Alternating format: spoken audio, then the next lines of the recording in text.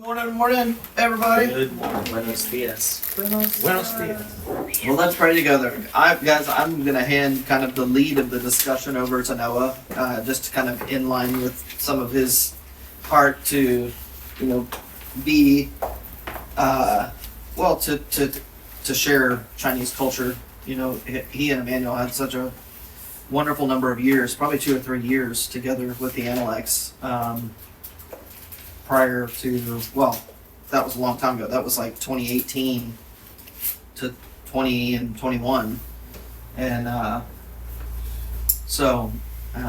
actually those are sessions that I would love to go back through and listen to myself. But anyway, I'm gonna do that. That it's not gonna really change much. I'm still gonna participate in the discussion, but and obviously you guys as well. But I'm gonna hand that to him so that there's some congruency there. But let's pray together. Father, we bless your name. We thank you so much for your eternal, unchanging, faithful, perfect love. It defines all of who you are and everything that you do, shapes the way that you do it. And it's this wonderful and beautiful thing that you have us to come to know and receive and experience, but also to grow in and practice and become, even as a measure of your glory. Thank you for that. With your love follows your wisdom. And all of those together, your life in abundance. Pray for the enlightenment of your spirit, the joy of your heart, the peace of your presence to be with us. Folks in the Bible study as well, those participating online. Lord, that our people will become to you a sweet smelling offering with every word, with every deed, and even with every thought and action. We bless your name. Amen.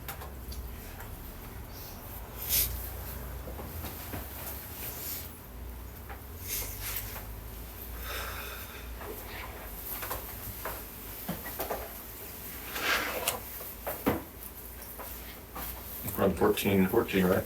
Yep. Oh, well.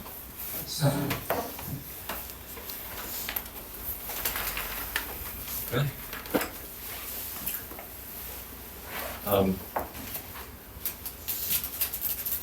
Well, we have Isaac read the first one and James second.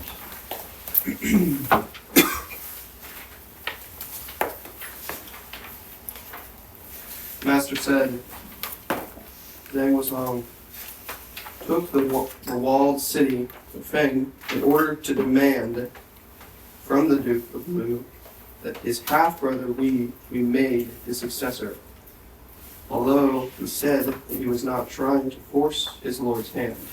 I do not believe it.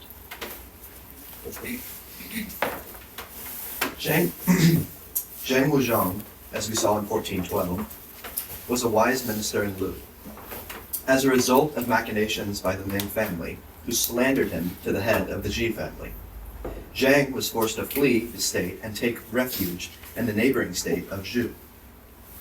Disturbed that he, as the eldest son in the family, would no longer be able to keep up the sacrifices at the family's ancestral temple in Lu, he sent a message to his half-brother to approach the Duke of Lu and request that one of them be made his official successor. Simultaneously, he re-entered Lu and took possession of the walled city of Fang, which traditionally belonged to his family. Although he denied it at the time, this was clearly an implicit threat. If his request was not granted by the Duke, he would continue to hold Fang in open revolt. The Duke acquiesced, and Zhang Wei, one of Zhang Wuzhong's half-brothers, was appointed successor. Most commentators take the point of this passage to be that, although clever and wise, Zhang Wuzhong was lacking in other moral qualities. A comment attributed to Confucius that concludes, that concludes the Zhuo commentary account of Zhang Wuzhong's behavior also implicates the potential danger of a single virtue unbalanced by others. This is a potential problem with wisdom. You have someone as wise as Zhang Wuzhong, and yet he is no longer welcome in Lu for a good reason. In his actions, he was not submissive, and he did not apply the virtue of understanding, shu, in his dealings with others. Confucius's refusal here in 1414 to accept Zhang Wuzhong's own account of his behavior also relates to the theme of judging other people's character. You need to look to their actions, not to their words.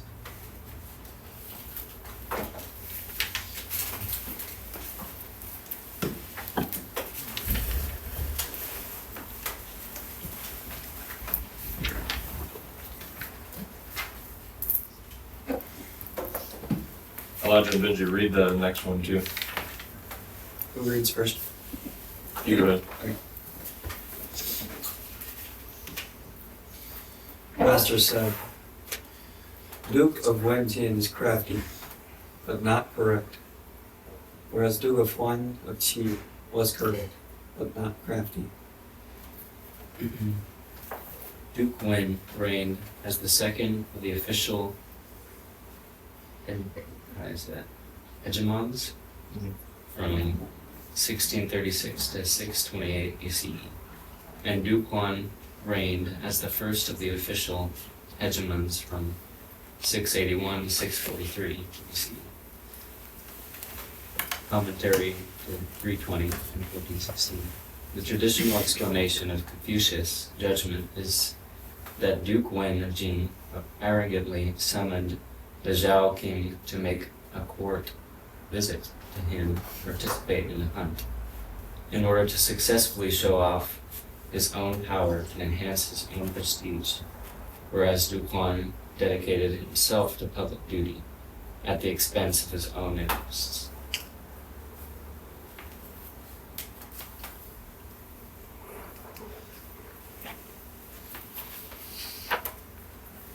In both these Analects, I'm seeing a recurrent theme of the danger of an incomplete person or incomplete character, especially one which, as each one of these characters were, one that is in a place of example and leadership, especially one that they have settled in as like the fullness of themselves. And I guess what very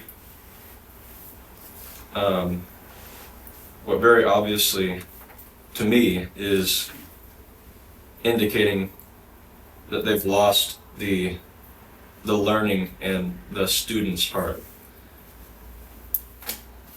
So what I'm getting at is, when you have a ruler or a minister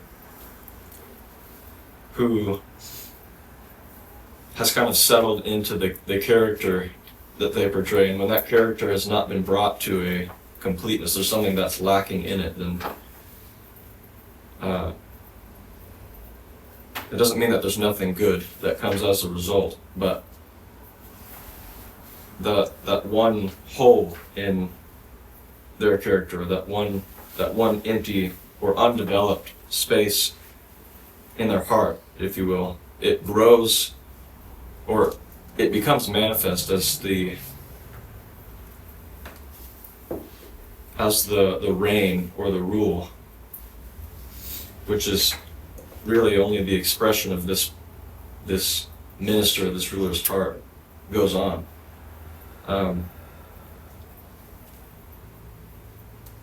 What has happened at that point with a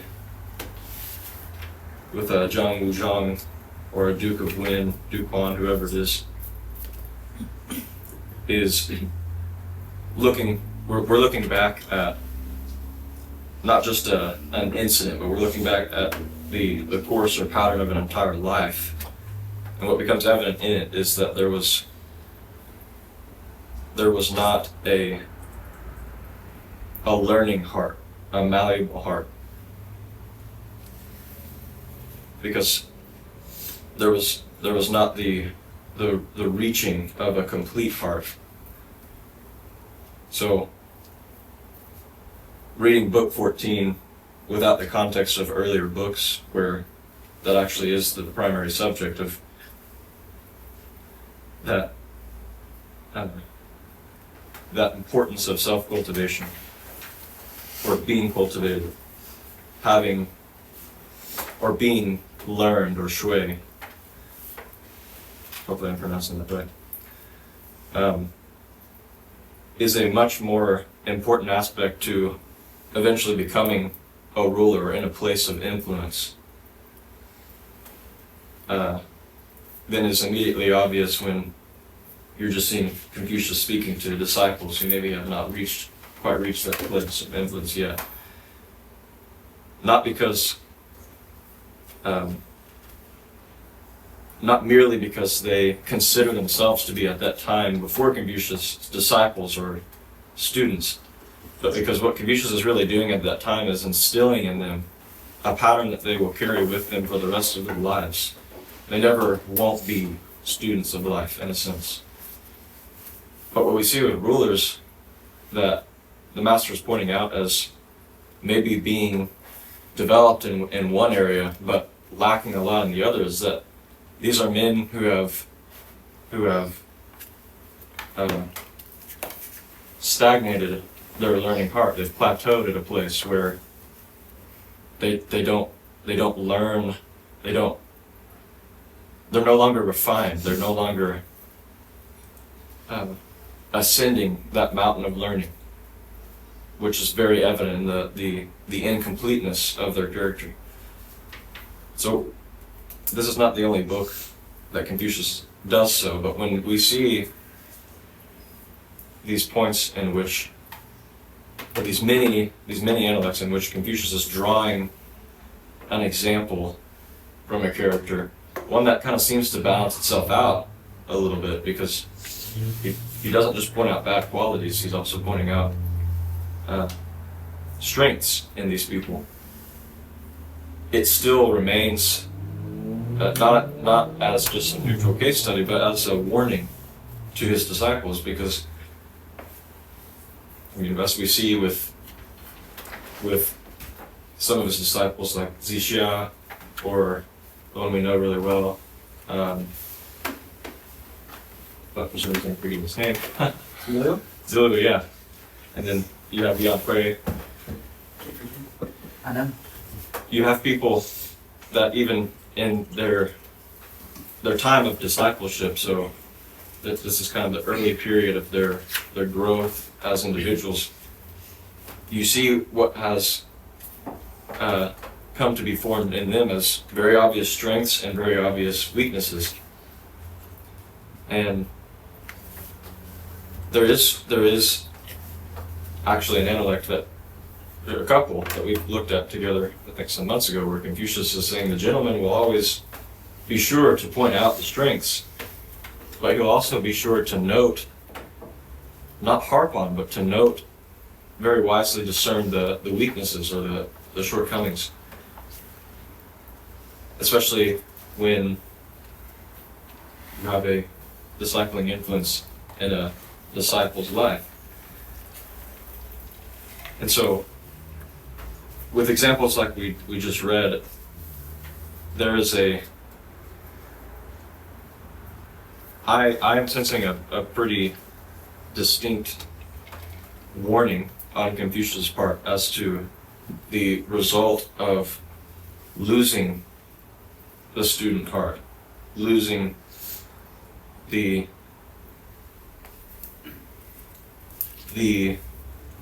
ability or even the intuition that really should be carried all throughout life, to learn from life, to never stop learning. In fact, that actually takes you back to the very, very first Analect, when he says to learn and then have occasion to practice what you have learned.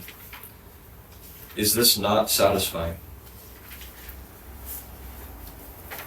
He also says to have friends who arrive from afar. It's kind of like a side-by-side with just how deep and profound a joy it is to see what you have learned diligently put into practice. To have friends arrive from afar, is this not a joy? To be patient even when others do not understand, is this not the mark of the gentleman? I'm actually very excited to get started in our other side of our exploration of Chinese culture, because we will be revisiting a lot of what is introduced early in the book as far as what it looks like to be a good student. That's not something that should ever be forgotten as you go through any part of this book. Because whether he's doing so explicitly or implicitly, Confucius is always reminding the students of that. Is there anything else you guys noticed? I was just thinking about the statement that he said in 1414, where it's talking about the danger of certain things when there is an imbalance in virtues. And just the first thought that came to my mind when reading that was kind of the fact that, he ended it with how things need to be put into practice, and that's the highlight, right? So for me, that was kind of resonating in a way where I feel like putting things into practice is like the virtue that balances all of them out, right? Because it can be applied to every single one of them. And every single virtue is still a virtue, but it doesn't really produce anything until obviously you learn to put it into practice and apply it to life. So it doesn't even become anything until it's balanced with that, right? So I guess you could say that is one of the balancing virtues. Learning to apply it. Just a thought. This reminds me of what I think stands out as my absolute favorite Analect. Despite it being my absolute favorite, I do not remember where it is. Hey, wait.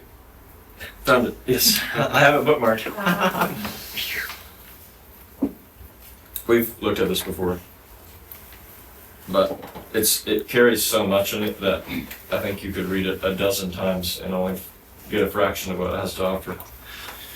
This is 17:8. I have a Page bookmark 2. too. There you go. That's because this was. Notes. Oh yeah. Well, remember some months ago, I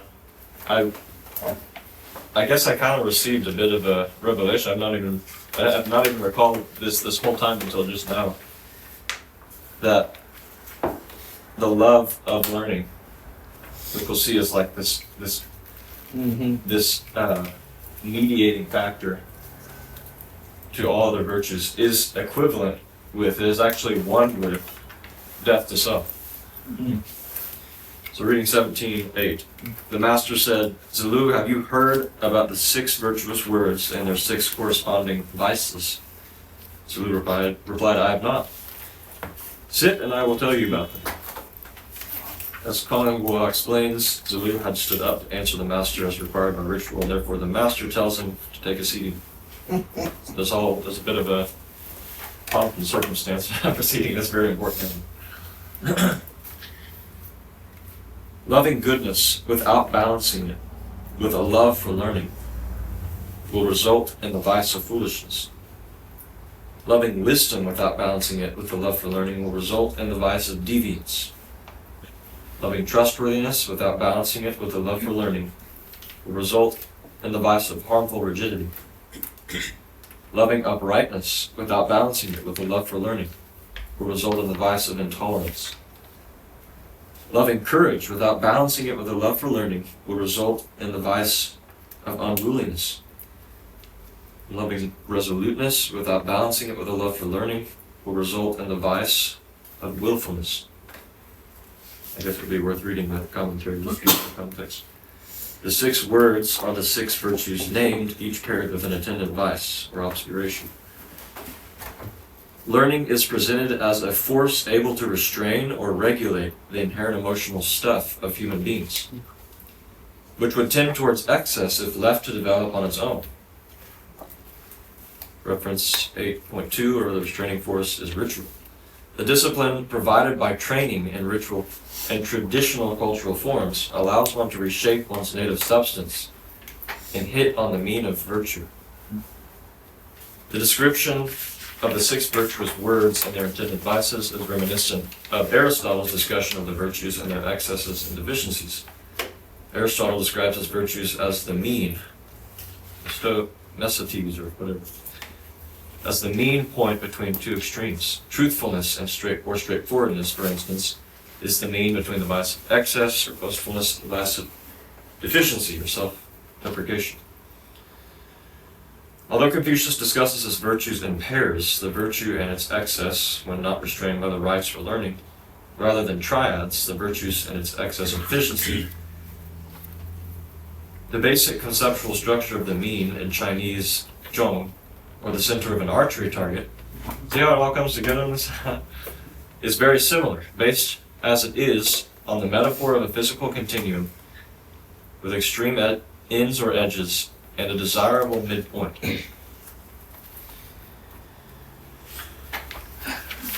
That writing that I just gave you about the tree of faith is all about an illustration of archery. Oh, I only read the supplement. Hitting the mark on several different levels or in successive levels, which is learning and maturity and growth, expansion. One of the things that really stood out to me in this one was that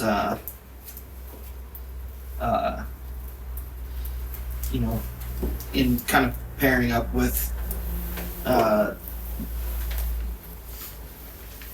what would bring someone to a point in life where they may not. It's not about a cognitive thought that you have, which is, I don't need to learn anymore. It's not like you actually think that thought. But what brings you to a place where you stop learning, where that's not your perspective or, your posture toward everything that you engage in or experience. And I think it's all implied here.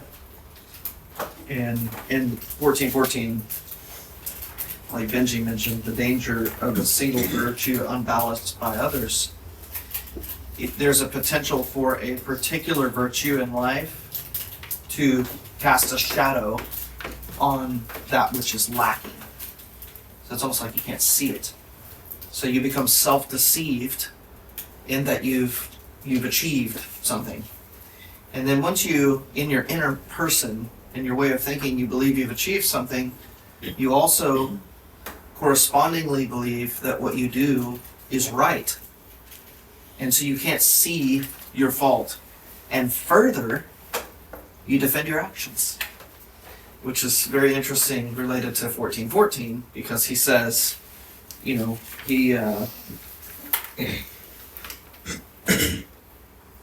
although he said that he was not trying to force his Lord's hand, I do not believe it.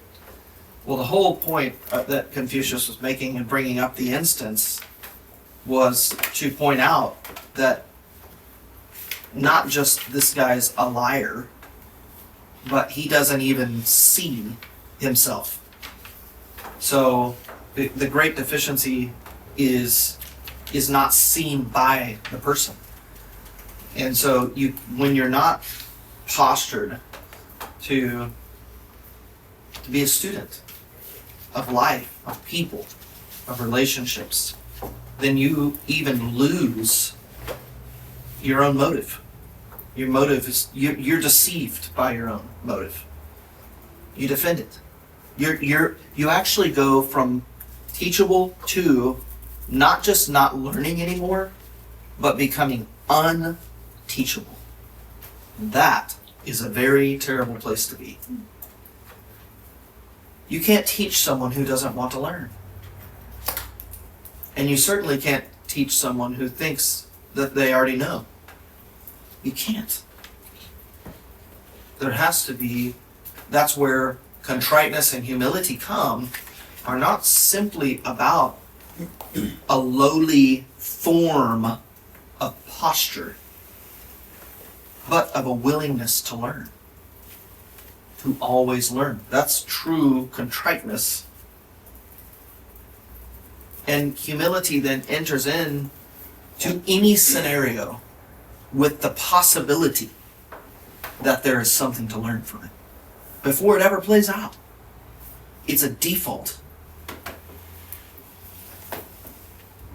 So I don't know if that ties the two Analects together, because in both cases something was missing from each one. And so, in one sense, to be crafty is to manipulate, to arrange things so that you can do what you intend. But there is also a lack of wisdom when you do things the right way, but at a cost that is unnecessary. So in this, we can at least see that there is, I don't like calling the mean a middle ground, because it's not a compromise. And that's been spoken of in other Analects with the, I don't know if that was an Analect or not, but the imagery of the archery and overshooting and undershooting. Somehow I remember that wasn't an Analect, but that was something from maybe Mencius or something. Anyway, it's a principle. Yeah, I think it was in both, but I haven't read as much Mencius. Anyway, hitting the mark is hitting the mark. Missing it is missing it, whether it's overshot or undershot. So therefore, the mark is not a compromise. It is a central truth at which we aim. And so, I of course am always intrigued by the language that's used here in, I guess what it was, 17:8.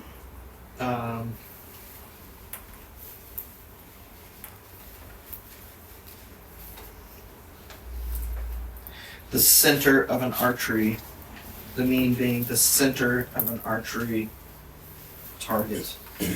That always is fascinating to me, in that the Torah and the Pentateuch were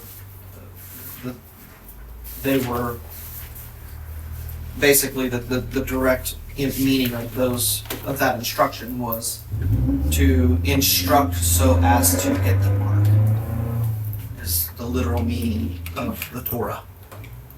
So you can hear even David communicating with Solomon in reference to his adherence to the way of wisdom in order to achieve this high mark.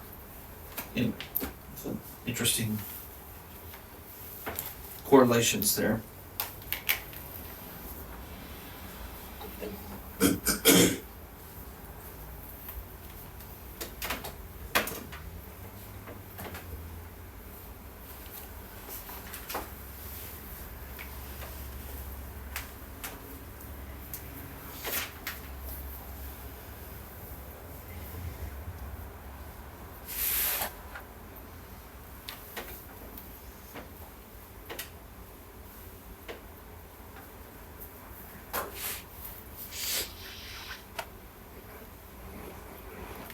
Another encouragement I have for you guys in general, as it relates to continuing to discuss and read Analects, I may have mentioned this before, about when you're studying the words of a wise man, do not pay attention only to the things he says, but learn how to see and think in the way that he thinks. It doesn't really matter if you remember this instance that Confucius talks about. What perspective and or wisdom did the master, in this sense, carry to be able to make that observation of someone else? That's behind his words. That's where his understanding is. That's the lens through which he views others. in this life. And you guys need to develop that lens, the lens of wisdom, the perception and vision and that sight that wisdom and other qualities of God's nature and spirit have, through which you see all things.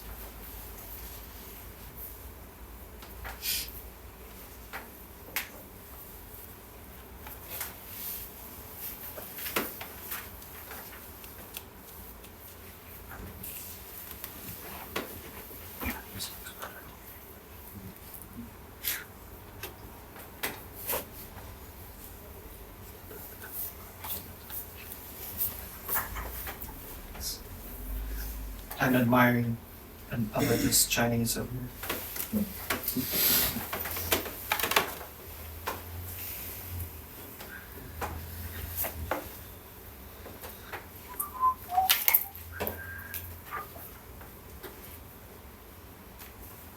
Just thinking out loud, I am recalling just how interesting the balance is, and I very intentionally use the word balance, between the Confucian school of thought and what developed as an actual school, but still had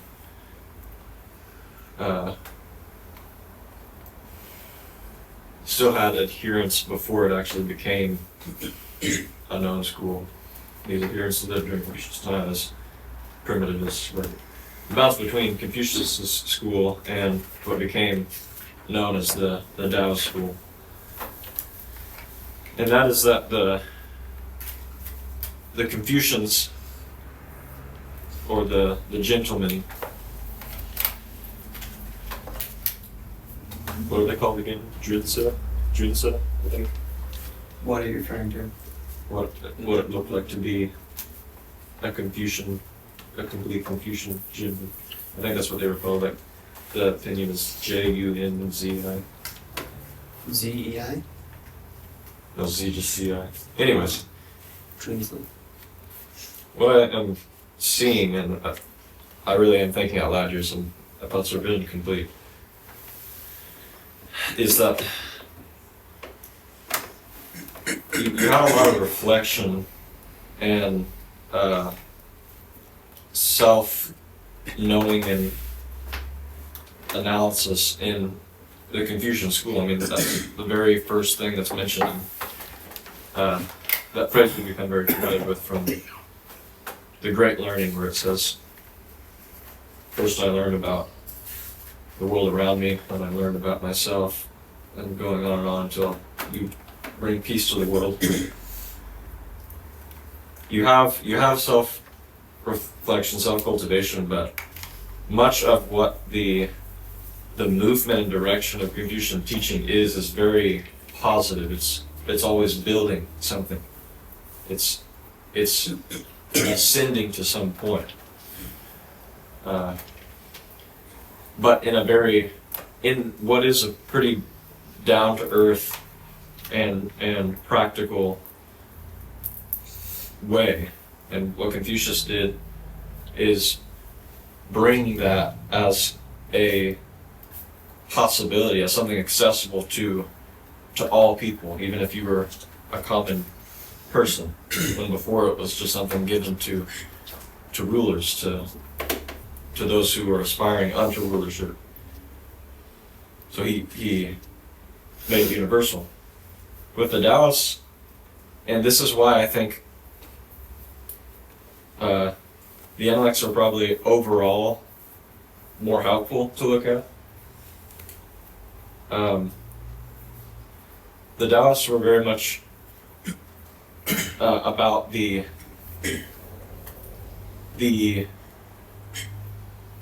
uncarved block, if you guys remember that metaphor, about reaching or returning to that place of the blank slate, of returning to what is called the Analects, the native substance, to the point where that very quickly and easily became an idolized thing, I think, in the Taoist school, where that became the end of the matter rather than the beginning of it, as it is properly so in the Confucian teaching. But there is, I think, a very valuable enhancement that very early Taoist thought offers, as far as that necessity to return to a place of forgetting, letting go of the old ways, the inherent or adopted or inherited, I guess is what I'm trying to say, ways of thinking. Remember that silly metaphor that I've not actually thought about refining yet, where I was talking about the molds or the shapes by which we allow everything to be passed into us, processed by us. Much of what the movement of the Taoist thought is breaking those down. So as opposed to the Confucian thought, it's very negative in a good way, not like negative bad, but like negative in that it's dissolving things.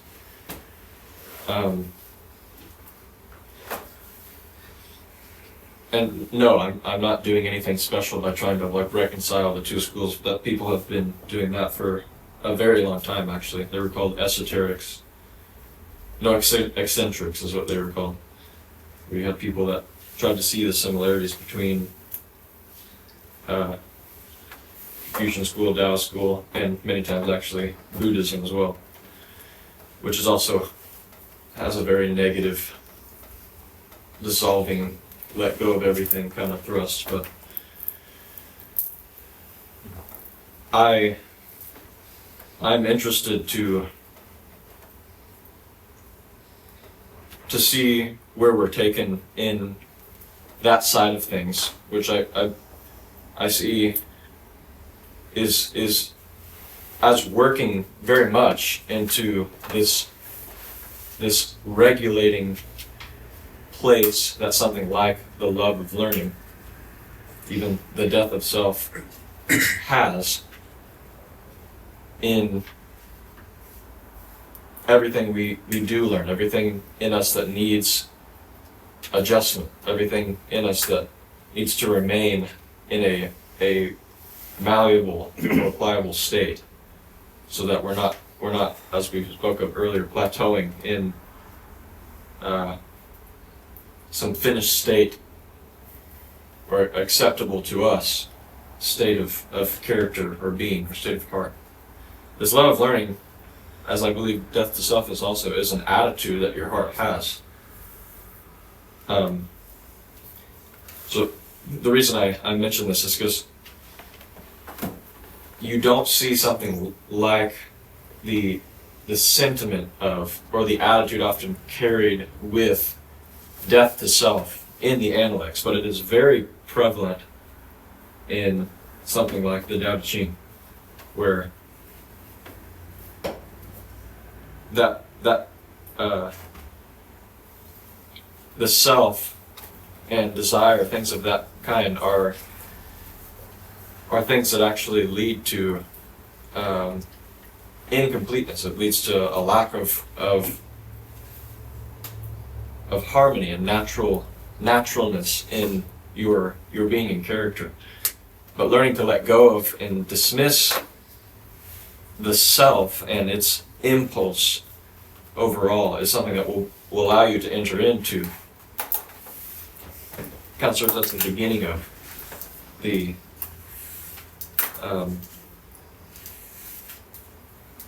natural and the true self, the complete self. Anyways, I'm interested to see how that will play into what we'll all be looking at, but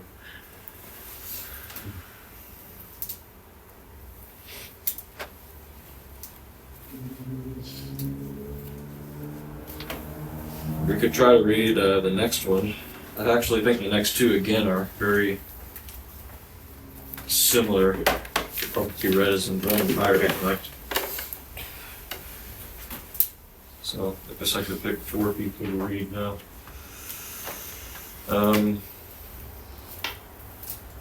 Naomi, you can read the first one.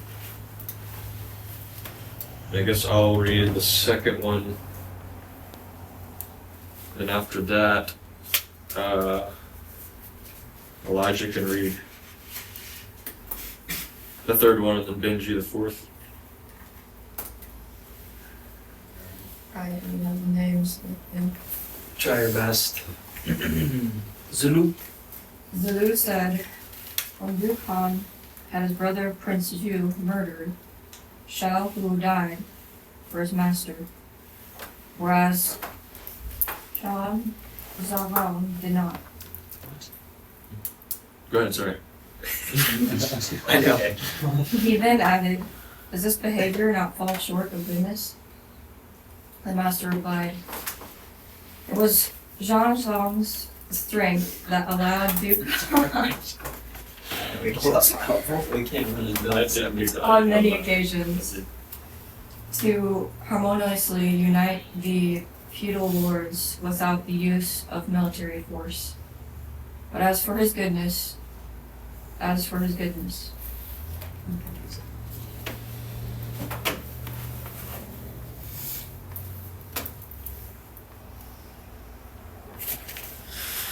Both Duke Huan, then merely Prince Xiaobo,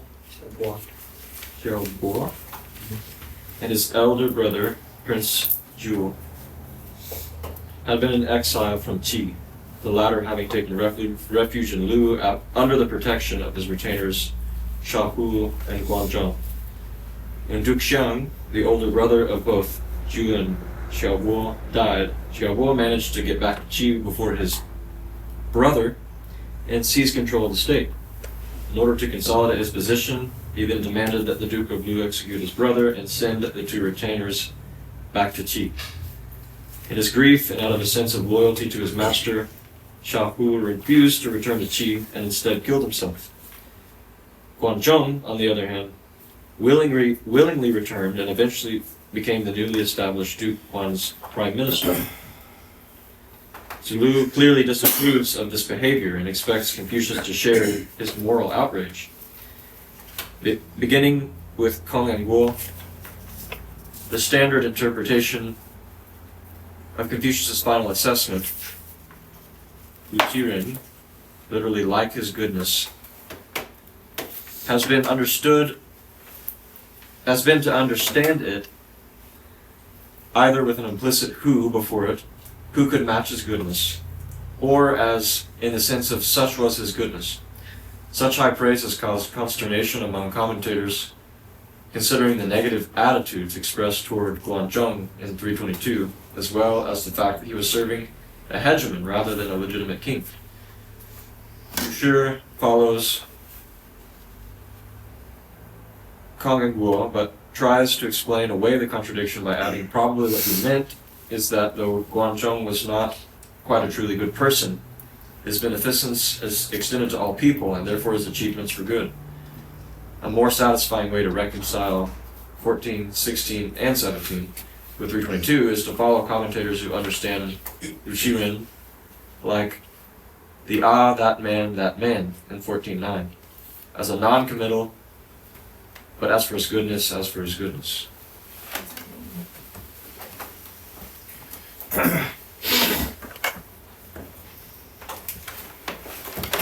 Just immediately move the next one. Yeah.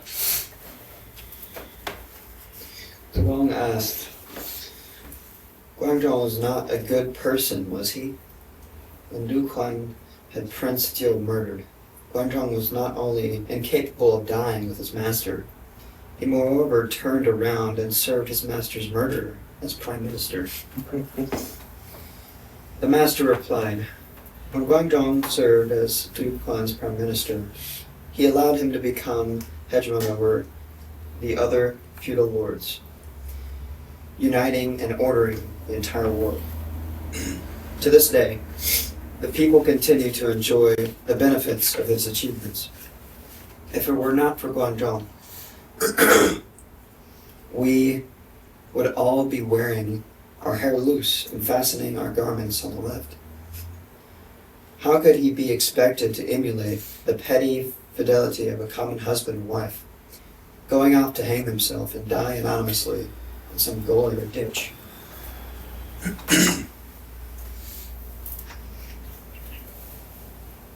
Wearing the hair loose and fastening one's clothes on the left are both barbarian practices.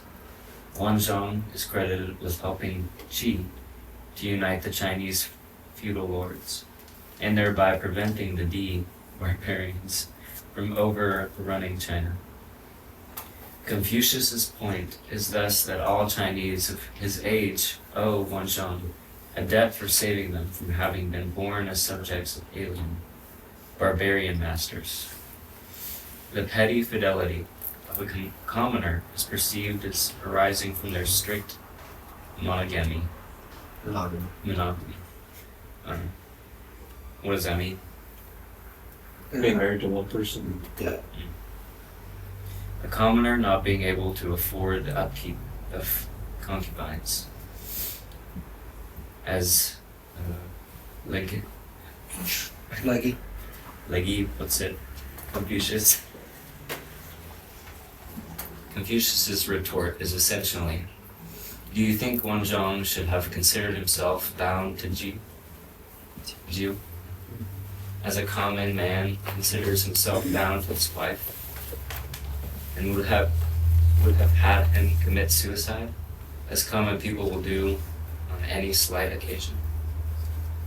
This echoes the concern with overly rigid or narrowly understood trustworthiness expressed in 1:13, 13:18, 13:20, and 17:8. There is some debate over whether or not Confucius is entirely excusing Wuzhong's behavior after the murder of his lord. But in any case, it is clear that in Confucius's view, Wuzhong later achievements greatly outweigh any potential initial impropriety.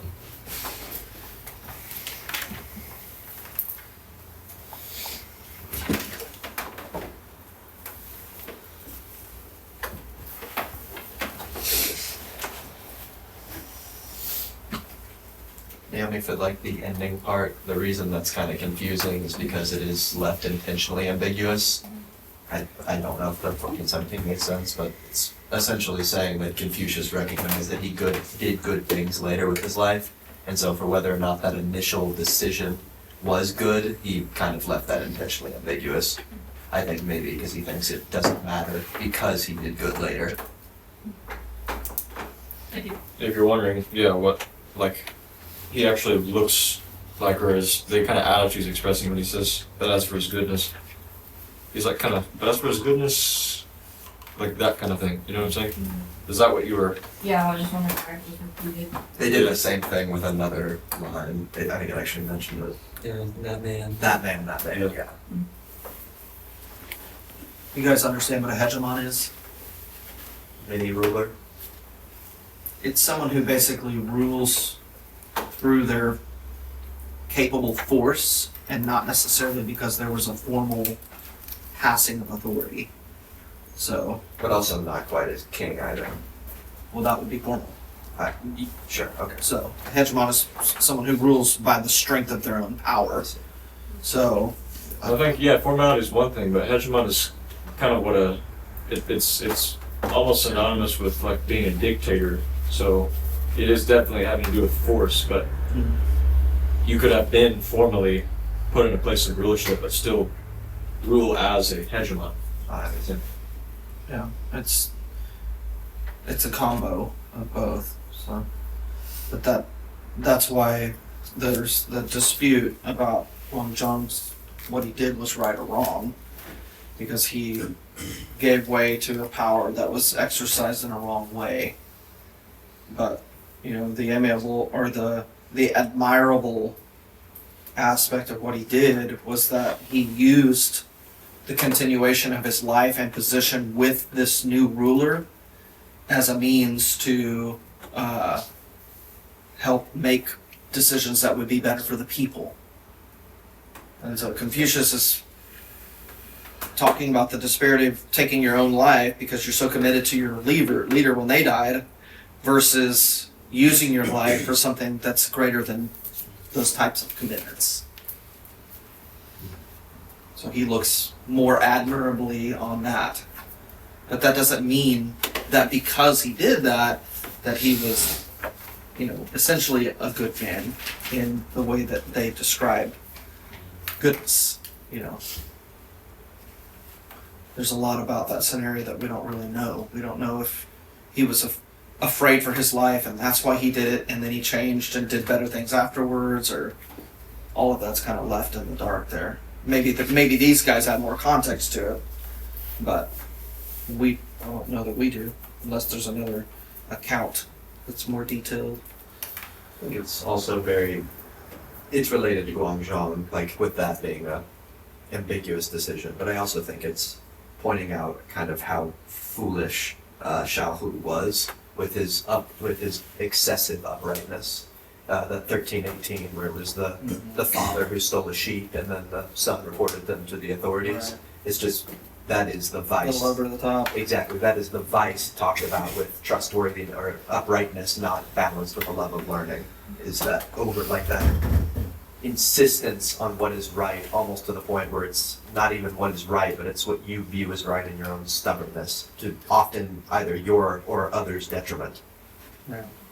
So like another example in this particular situation could be, that who was the guy that took his own life?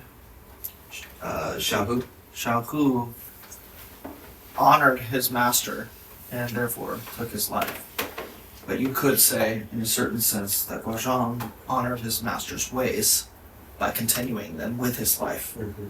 And what's greater? One has a greater impact over others. So, go ahead. Yeah, with bringing up an example of a historical figure again, as in this case, Confucius students are, I don't really know necessarily what their motivation is when they're bringing up something like this Confucius. I don't think it's to try to catch them or put them in a corner.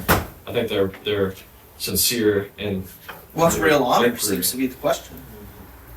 Yeah, what they seem to be forgetting is that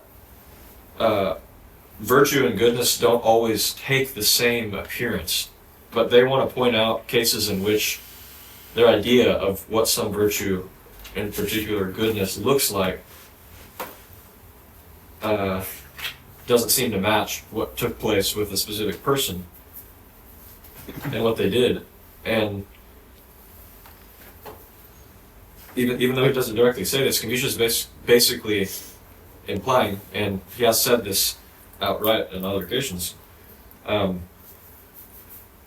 it's their way that matters. It's their way that will allow them to exercise virtue, allow them to exercise goodness at all, really, and not as some shell of an idea of what they legalistically understood virtue and goodness to look like, based off as if it is merely a thing based on precedent. So this is what this person did in this situation, I'm going to do the exact same thing. Confucius said it's never worked that way. This is like the mentioned example of the four different rulers, and each having been put in the same situation but doing different things, but all having the same way. And so, yes, we see here that there is a very narrow view on drawing an example from people of the past, which Confucius himself did a lot. So are the students doing the same thing. Hey, this is an example of a virtuous person. This is an example of a person that was not good, right? And Confucius is saying you're approaching it from a really static and pretty ignorant way, because Confucius is not advocating for this like all's well that ends well idea of things, where yeah, he may have done some bad things at first, but it all turned out great. I mean, it kind of seems like that's what he's saying, but I think it's more so a perspective of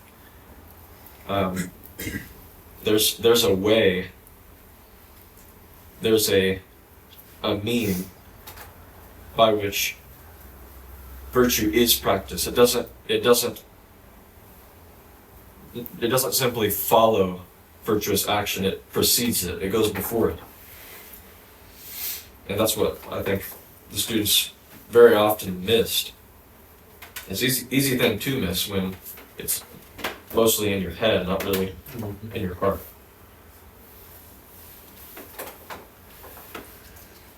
I enjoy when Confucius corrects. It's not that he's just correcting one presentation of the way they think about something. He's correcting both. You know, he always has this other answer implied, which is not in either direction that you typically think. And it's not because he's a nonconformist thinker. It's because, nor is it simply because he's an abstract thinker. He's thinking from an entirely different perspective. You know, people tend to think in dichotomies. You know, it's either black or white. And, you know, it's actually can be viewed very differently from a different perspective that's not about black or white. There's a whole nother principle involved. And I'm thinking of this, one of the primary examples that sticks in my mind with this is when Zulu first comes in and he's learning music and he's not that good at it. And so they think, oh, look, it means he's not a real cultured guy or whatever. And, you know, while you could understand why they would think that, he actually thinks very differently about the way Zulu does things because of his perspective of the person and the situation that they're in, where they're coming from. All of those factors are a part of his view of an individual's, the way that he sees what someone is pursuing or going after, and then thereby the way that they make decisions or act. And so that even goes to the previous Analect that we were just looking at. He's like, you know, he says he didn't do it for this reason, but I don't think so. You know, I don't know that I really agree with that because he just has this very intriguing way. It's fascinating. I think it's something, again, that is really worth studying. And you're not gonna learn it by memorizing Analects and Confucius words. You're gonna learn it by understanding how he looked at things, the lens through which he viewed what he did. And that, I'm not saying that to learn something from Confucius directly per se, so much as to learn to look at life, situations, relationships, various scenarios, and decisions in that way, because it's a completely different wisdom applied to life. And you will find that is, if you go back to other wisdom literature, like the wisdom literature that we have in Scripture, you will see that that's the same orientation of thought that is there. It's the same root of perspective. And that'll mean a lot for the way that life is understood and lived. The way that you love, the way that you treat others, the way that you perceive yourself. Very differently.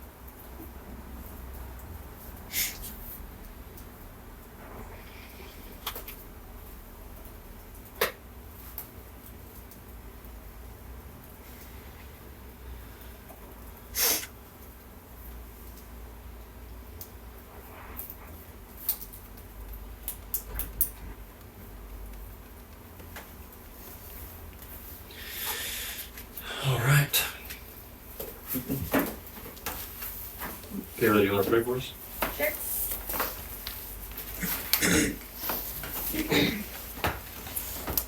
Well, Father, I thank you for this time that we got this morning with one another. I thank you what you are continuing to teach us through relationships and how to be a good student. I pray for our time in the Chinese culture class today. I pray that the good things that were spoken here can be linked to our next class.